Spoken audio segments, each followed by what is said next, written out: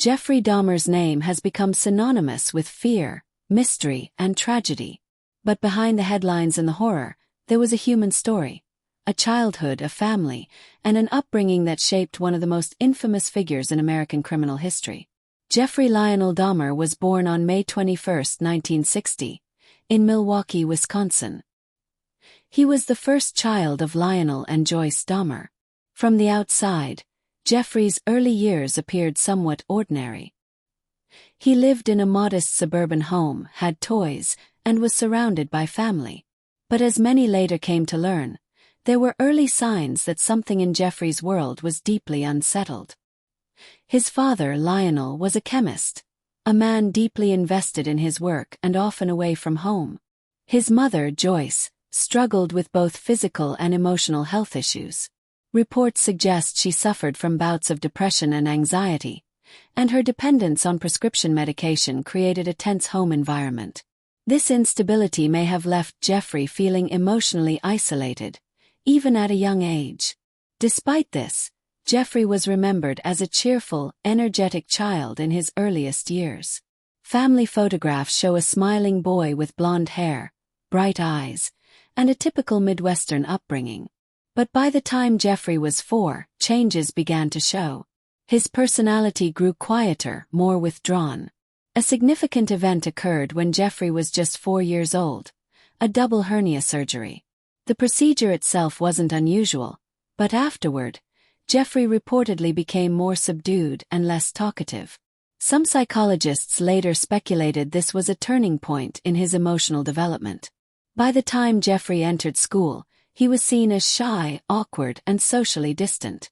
Teachers described him as quiet, polite, but not particularly engaged. He didn't make friends easily. Classmates often noticed him sitting alone, staring off into space, or daydreaming. Some peers thought of him as strange, though not necessarily threatening. As Jeffrey grew, his family life became increasingly unstable. His parents argued frequently. His mother's health struggles created tension at home, while his father's work kept him away. By his early teens, Jeffrey began showing unusual interests. He became fascinated with animals, not in the way most children are, but with an intense curiosity about their bodies and anatomy. When he found dead animals near his house or on the roadside, Jeffrey sometimes collected their bones. He claimed it was a scientific interest, sparked in part by his father's work in chemistry. At the time, Lionel thought this curiosity was unusual but not alarming.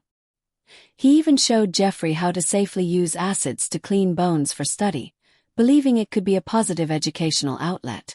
But behind this scientific curiosity, there was a deeper, more troubling fascination. Jeffrey seemed drawn not just to the biology of animals, but to the stillness of death itself. As he moved into adolescence, Jeffrey struggled to connect socially. His awkwardness made him an outsider. Classmates later remembered him as someone who would sometimes act out in bizarre ways, mimicking people with disabilities, making strange noises, or pulling odd pranks. These behaviors earned him a reputation as the class clown, but underneath the humor was a teenager masking profound loneliness. During high school, Dahmer began drinking heavily. He would sometimes sneak alcohol into class, hiding it in a jacket or water bottle. This dependence on alcohol became a way for him to cope with feelings he didn't understand and couldn't control. By the time he graduated in 1978, Jeffrey was deeply troubled, though few people fully realized it. His parents' marriage ended in divorce that same year, and the family home environment collapsed entirely. Joyce moved away with Jeffrey's younger brother, David, while Lionel lived elsewhere. At 18 years old, Jeffrey found himself living alone in the family house for a time, isolated, emotionally adrift, and already battling dark urges. This was the fragile foundation on which Jeffrey Dahmer's later actions were built. His childhood wasn't marked by extreme abuse or neglect in the traditional sense, but by instability, loneliness, and an inability to form meaningful connections. These early years shaped the person he would become, and set the stage for one of the most disturbing stories in American criminal history. As we move forward, We'll explore how Jeffrey transitioned from a troubled teenager into a young adult, and how the seeds of darkness planted in his youth began to grow. By the late 1970s, Jeffrey Dahmer was no longer the quiet little boy who collected animal bones. He was now a teenager, awkward, deeply isolated, and living in a fractured family. His parents' divorce had left him adrift. His younger brother lived with his mother, his father had remarried, and Jeffrey often found himself alone. For many people, this might have been an opportunity for independence, a chance to start fresh. But for Jeffrey, it was the beginning of a dangerous spiral. After graduating from high school in 1978, Jeffrey's life seemed directionless. He had no clear goals, no strong friendships, and no structure. He spent much of his time drinking, numbing the loneliness he carried. His alcoholism worsened, and those around him began to notice how heavily he relied on it, even at a young age. Despite this, his father encouraged him to pursue college. Jeffrey briefly enrolled at Ohio State University, but his drinking quickly derailed his studies. He skipped classes, failed exams, and spent more time in his dorm drinking than learning. Within a few months, he dropped out. Looking for a way to instill discipline, Lionel persuaded Jeffrey to enlist in the U.S. Army in 1979. The hope was that military life would give Jeffrey structure, responsibility, and a sense of purpose. For a while it seemed to work. Jeffrey was stationed in Germany as a medic, and on paper, he was performing his duties. But beneath the surface, his struggles continued. His drinking followed him into the military, and his behavior became increasingly erratic. 2 years later, in 1981, he was discharged from the army, not dishonorably, but because of his alcoholism. At just 21 years old, Jeffrey found himself once again without direction. He briefly lived in Florida, working at a sandwich shop, but his drinking and lack of discipline led him back to Ohio to live with his father. Lionel, growing increasingly frustrated, tried to set boundaries. Jeffrey lived with him for a short while but soon moved in with his grandmother in West Allis, Wisconsin. This arrangement offered him a stable home and a grandmother who loved him deeply. For a time, life seemed almost normal again. He attended church with her, did chores, and appeared to be trying to build a quiet, simple life. But underneath that quiet exterior, the darkness in Jeffrey was growing. As a young adult, Jeffrey struggled not only with isolation but also with his identity. He realized he was gay at a time when homosexuality carried heavy stigma, especially in conservative Midwestern communities. While being gay is not connected to criminal behavior in any way, Jeffrey's inability to accept himself, combined with his inability to form healthy relationships, created a storm of inner conflict. Instead of seeking companionship in open and healthy ways, Jeffrey's desires became mixed with control, secrecy, and fear of abandonment. These emotions built on top of his already growing obsessions, ones that had been quietly forming since his teenage years. He began frequenting bars and clubs in Milwaukee, but his interactions were fleeting. He longed for connection, yet his awkwardness and insecurities kept him from forming genuine relationships. His loneliness deepened. Meanwhile, his alcoholism continued. Jobs came and went. His behavior became increasingly strange. His grandmother noticed odd smells coming from his room and the garage. She often complained about his late-night activities and the people he brought home. But Jeffrey always had excuses, and out of love for her grandson, she rarely pushed too hard. It was during these years that Jeffrey's darker fantasies began to grow stronger. He imagined scenarios where people could never leave him, where companionship was permanent, and where he would never have to face rejection or loneliness. For Jeffrey Dahmer, this was the beginning of a path from which there would be no return. His obsessions, his inability to cope with rejection, and his deep isolation created a dangerous combination. The seeds planted in his childhood were now sprouting into something much darker. This period of his life was marked by conflict, the outer image of a quiet man living with his grandmother, and the inner turmoil of someone consumed by obsession.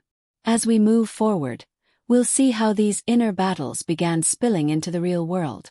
The troubled young man, once seen as simply awkward and odd, was on the verge of becoming something much more dangerous. By the mid-1980s, Jeffrey Dahmer was living with his grandmother in West Allis, Wisconsin. To most neighbors he seemed quiet, shy, and polite. He mowed the lawn, helped his grandmother with chores, and kept to himself. But behind the walls of that modest suburban home, Jeffrey's life was unraveling. He drifted from job to job, often fired for drinking or absenteeism. His dependence on alcohol worsened, and he used it as a shield to quiet the anxieties and loneliness that haunted him. At the same time, his private fantasies grew darker, merging his longing for companionship with fears of abandonment. Jeffrey was desperate for connection but unable to sustain it in healthy ways. When he visited bars and clubs in Milwaukee, he rarely formed lasting relationships. Rejection cut him deeply, and in his mind, control became the only solution. If someone could not leave him, then loneliness would no longer be a threat. This dangerous idea became the driving force behind his actions. Living with his grandmother gave Jeffrey a sense of stability, but it also created challenges. She noticed troubling behaviors, the strange hours he kept, the men who occasionally visited late at night, the unpleasant odors from the basement or garage. She confronted him more than once, but Jeffrey dismissed her concerns with excuses, blaming spoiled meat or chemical experiments. Out of love and perhaps denial, his grandmother accepted his explanations. During this period, Jeffrey had several encounters with law enforcement. In 1986, he was arrested for indecent exposure at a state fair. A year later, he was arrested again for inappropriate behavior in a public setting. These incidents hinted at the chaos bubbling beneath his quiet exterior. Yet the seriousness of his issues wasn't fully recognized, and he was able to continue living freely. For Jeffrey, each close call reinforced the belief that he could hide his obsessions. His double life became more entrenched, the quiet grandson at home and the troubled man in the city, chasing fantasies that consumed his every thought. By the late 1980s, he moved into his own apartment in Milwaukee. This independence gave him more freedom, and fewer eyes watching his behavior. He now had complete control over his space, and this proved to be a turning point. Neighbors in his new apartment building began noticing strange things. Some complained of foul smells coming from his unit. Others recalled odd noises at night. When they confronted him, Jeffrey always had an excuse. His refrigerator had spoiled food, or he was dealing with plumbing issues. Maintenance staff entered his apartment on occasion, but Jeffrey's explanations kept suspicion at bay. Meanwhile, his obsessions intensified. He continued to frequent clubs and bars, often luring people back to his apartment. His deep desire for control, mixed with his fear of rejection, turned these encounters into dangerous situations. Jeffrey was also battling himself. On some level, he knew what he was doing was wrong. He later admitted to feeling guilt and even attempting to stop, vowing that he would change. But his compulsions always returned, stronger than before. This cycle of guilt, drinking, and obsession defined much of his life during these years. As he spiraled further, his family tried to maintain some connection. His father, Lionel, encouraged him to seek therapy. His grandmother prayed for him, but Jeffrey resisted. He preferred to keep his inner world locked away, hidden from those who cared about him. By 1989, he faced yet another run-in with the law. He was arrested after an incident involving a minor and was sentenced to probation. This could have been a turning point, a chance for intervention. Instead, it became another missed opportunity. Jeffrey continued living in his Milwaukee apartment, continuing down a path that would soon spiral out of control. During this time, his compulsions consumed him. He was no longer just battling loneliness. He was now driven by fantasies of possession and permanence. The line between thought and action blurred until there was almost no barrier at all. This escalation set the stage for the final and most infamous chapter of Jeffrey Dahmer's life. The quiet man in apartment 213, with his polite smile and unassuming demeanor, was hiding a storm that would soon break into public view. In the next part of our story, we'll step into the final years of Jeffrey Dahmer's freedom, the period when his obsessions reached their most dangerous level, and when the secrets of apartment 213 would begin to unravel. By 1990, Jeffrey Dahmer had moved into the Oxford Apartments at 924 North 25th Street in Milwaukee. His new home, apartment 213, would become the setting for the darkest chapter of his life. To his neighbors, Jeffrey seemed quiet and unremarkable. He often kept to himself, sometimes chatting politely, but rarely making real connections. He worked at the Ambrosia Chocolate Factory, doing night shifts that allowed him to remain isolated from much of the outside world. To most, he was just another working-class man living in a modest building. But behind the closed door of apartment 213, Jeffrey was hiding a disturbing double life. Neighbors noticed things almost immediately. Foul odors drifted from his unit into the hallways. Some thought it smelled like rotting meat. Others described it as a chemical-like stench. When questioned, Jeffrey always had quick explanations. His refrigerator had spoiled food, or he was experimenting with tropical fish that had died. Sometimes he even offered free excuses like, "The plumbing is bad," or, "I'll clean it up soon." Maintenance staff did enter on occasion, but Jeffrey managed to deflect suspicion each time. Strange noises were also reported. Some neighbors recalled hearing the whir of a saw late at night, or the sound of heavy objects being moved. But once again, Jeffrey had answers. He said he was building furniture or doing simple repairs. Few pressed further. At the same time, Jeffrey was living in a cycle of obsession and compulsion. He frequented local bars and nightclubs, often targeting those who seemed vulnerable or open to his company.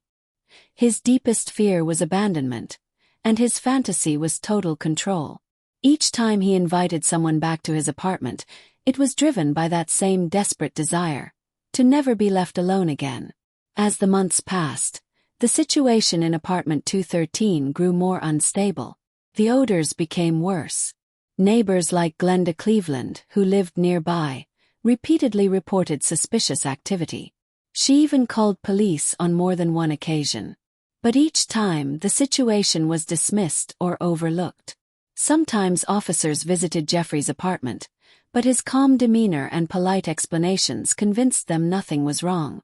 These missed opportunities would later become a central part of public outrage. Inside the apartment, Jeffrey lived in increasing chaos. The space was cluttered, unkempt, and filled with reminders of his obsessions. Police would later describe finding evidence of his compulsions everywhere: drawings, photographs, and disturbing collections. But at the time, it was simply a locked door that no one but Jeffrey entered. What made Jeffrey especially dangerous during this period was his ability to mask his true self. Out in public, he appeared shy but harmless. He was polite to neighbors, held down a steady job, and dressed neatly. When questioned by police or landlords, he spoke softly, avoided eye contact, and offered believable excuses. This ability to present a normal face kept him hidden in plain sight. But beneath the mask, Jeffrey was losing control. His obsessions were now the center of his life. He rarely socialized outside of bars. His apartment became less a living space and more a private world built around his compulsions. He admitted later that he felt trapped in a cycle, compelled to continue yet burdened by guilt. He drank heavily to quiet the voices of conscience, but alcohol only deepened his spiral. By 1991, Jeffrey was living almost entirely within this cycle of obsession. His job at the chocolate factory kept him afloat financially, but emotionally he was unraveling. His neighbors continued to complain. His family, though distant, still reached out, but Jeffrey avoided them. He was a man consumed by secrecy, desperate to maintain control, but inching closer to exposure. That exposure would finally come in the summer of 1991, in one of the most dramatic escapes in modern criminal history. On the night of July 22, 1991, Jeffrey invited a man named Tracy Edwards back to his apartment. What began as yet another attempt to fulfill his compulsions quickly unraveled. Tracy sensed something was wrong almost immediately. The atmosphere inside the apartment was tense. He noticed the foul smell, the strange setup of the room, and Jeffrey's odd behavior. At one point, Jeffrey attempted to restrain him, but Tracy kept his composure. He carefully calmed Jeffrey, speaking softly, waiting for the right moment. When that chance came, Tracy bolted from the apartment, running through the streets until he flagged down 2 police officers. Those officers followed Tracy back to apartment 213. What they discovered inside shocked even seasoned investigators. Photographs, equipment, and items scattered throughout the apartment told a story far darker than anyone could have imagined. Jeffrey Dahmer's secret world had finally been exposed. The arrest of Jeffrey Dahmer that night ended a chapter of terror, but it also opened a floodgate of questions. How had he gone undetected for so long? How had so many warnings been ignored? And most importantly, what drove this quiet, unassuming man to such extremes? The world was about to learn the answers, piece by piece, through one of the most infamous trials in American history.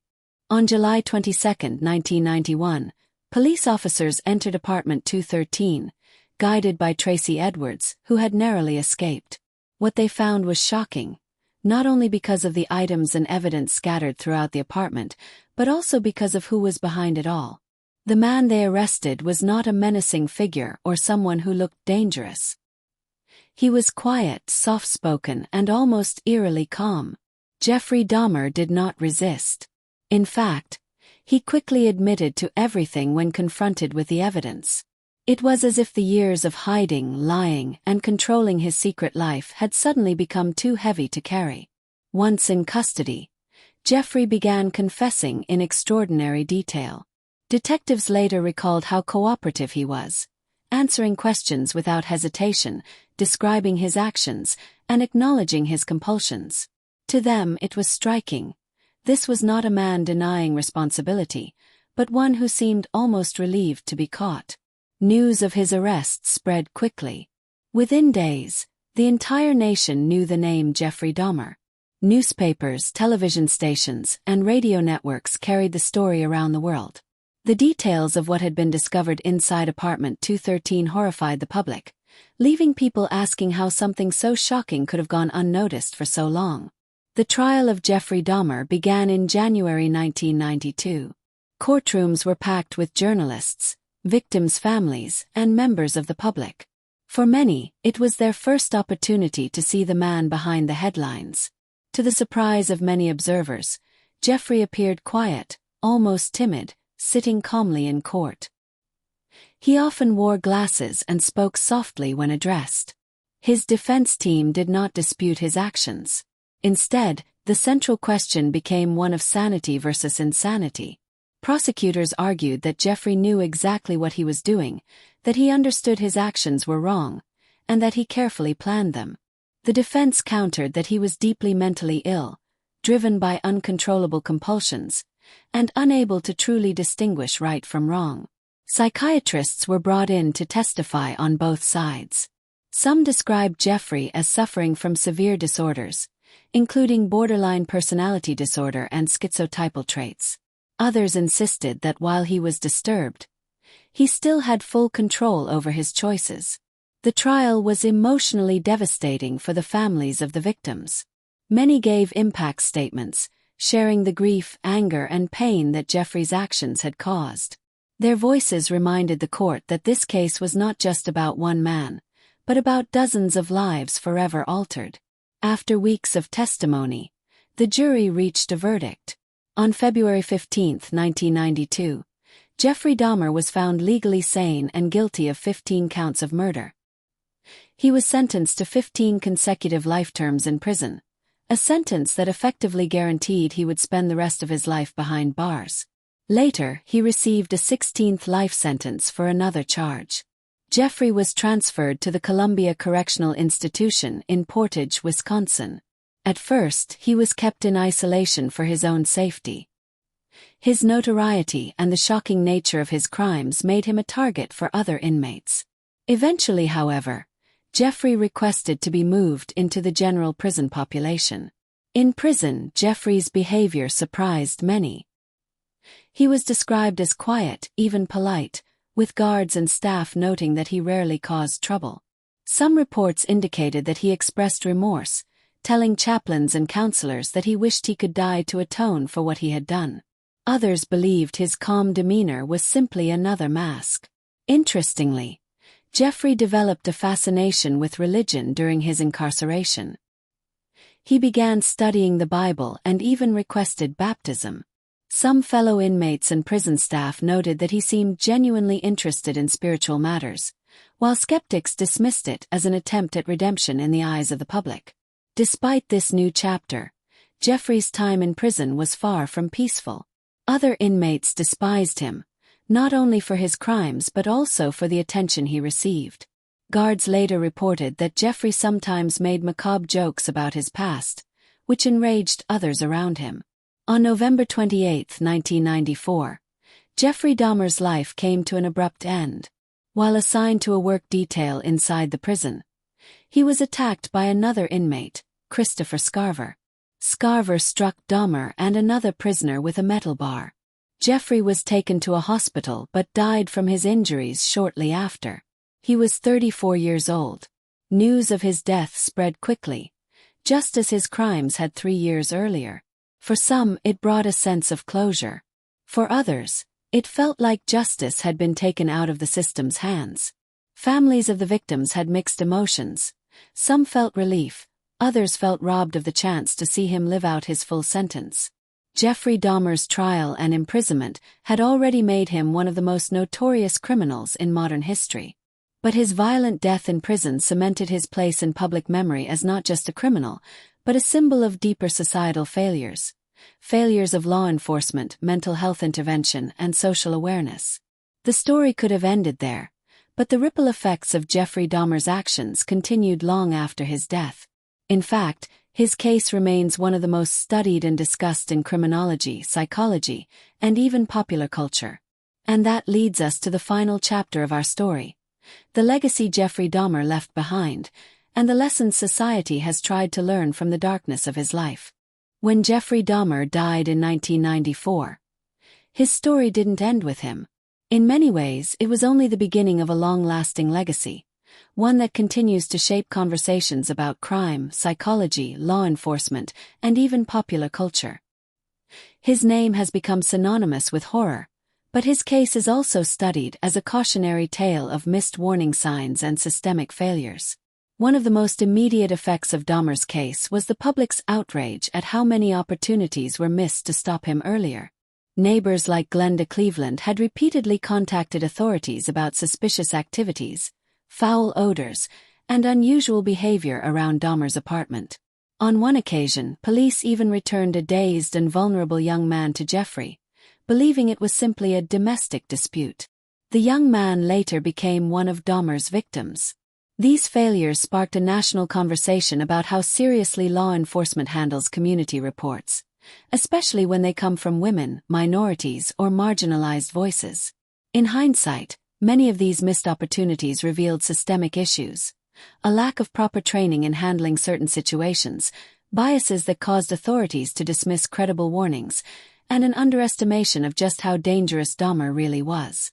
Another lasting impact was on mental health and psychology studies. Jeffrey Dahmer became a case frequently examined by criminologists, psychiatrists, and psychologists seeking to understand how a seemingly ordinary man could commit such extraordinary acts. His story became a lens through which experts studied the intersection of loneliness, obsession, compulsion, and social isolation.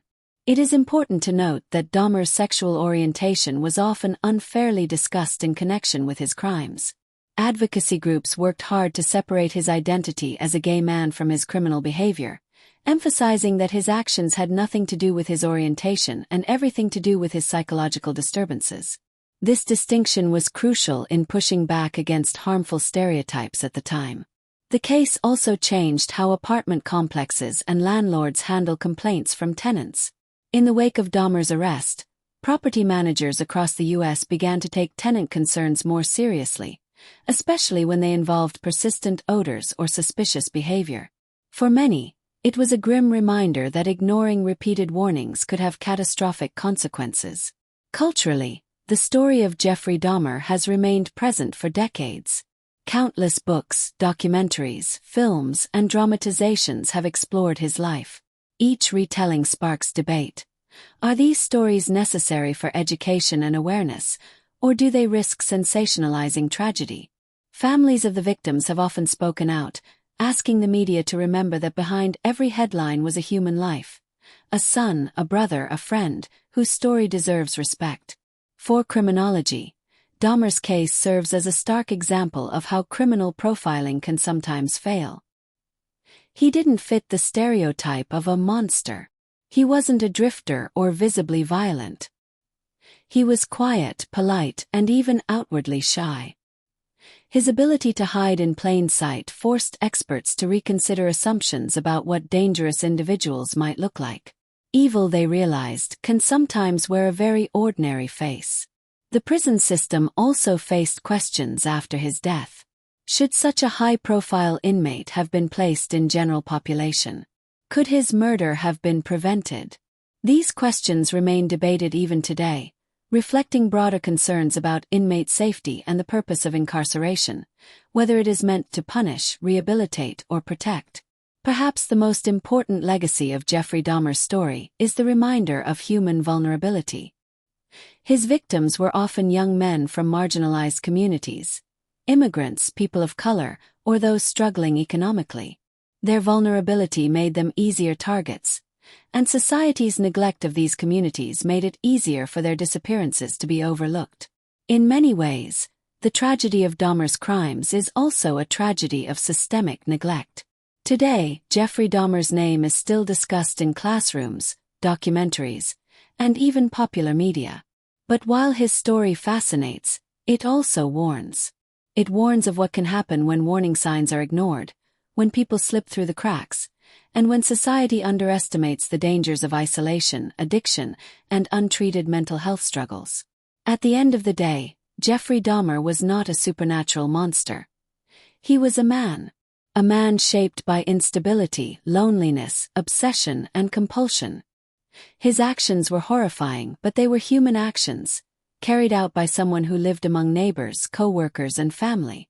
Recognizing this is what makes his story chilling. The reminder that the line between ordinary and monstrous can sometimes be disturbingly thin. For the families of his victims, the pain never truly goes away. They have worked tirelessly to preserve the memory of their loved ones and to ensure they are not forgotten amidst the fascination with Dahmer himself. For them, this story is not about Jeffrey. It's about those whose lives were stolen, and the lessons the world must learn to prevent such tragedies from happening again. The real story behind Jeffrey Dahmer is not just about crime, it's about humanity. It's about the dangers of isolation, the importance of listening to warning signs, and the need to protect the vulnerable. It's a story of systemic failures and the enduring resilience of those left behind.